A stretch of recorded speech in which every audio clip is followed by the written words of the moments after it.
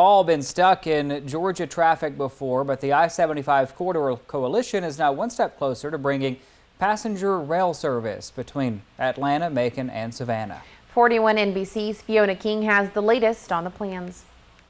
Right now, we are in the planning phases of the I-75 corridor project. We still have a long way to go, but the process has begun. We want to be connected to the national network, and we don't want to be left standing at the station watching the train after it already left.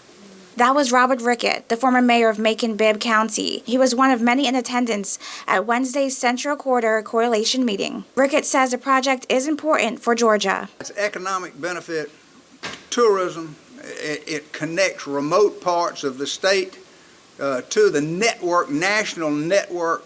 This would be a perfect transportation option for when things are too far to drive but too close to fly. Amit Bose is the Federal Administration Administrator for U.S. Department of Transportation. Bose says they're identifying alternative routes, looking at estimates of ridership and how many people would use the train. How often the train will be in service. Will it just be in service early in the morning and late at night? Will there be more than one train going in directions so that riders, passengers, it can suit their needs more? Bose believes the railroad will be key in reducing traffic. I think people want options other than just to be in their cars and trucks. I also spoke with Director of Government Affairs at Amtrak, Todd Steinberg. He says in order to get this done, there has to be help from both the local and state level. To apply for the federal grants that are going to be available, they do require a state and or local match. The next step in the process requires a 10% match, and the subsequent steps are going to require a 20% match, and that has to be local. It cannot be federal. Alma D. Holly, state representative at Georgia House District 116, is one of those pushing for local leaders to apply for those grants.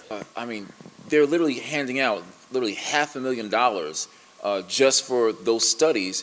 Hopefully that financial incentive is necessary to help sustain the appetite, because this area is growing, and we just want to make sure that while businesses can grow, we need to be able to have a free mobility infrastructure available for residents who want to be able to travel without spending a lot of money.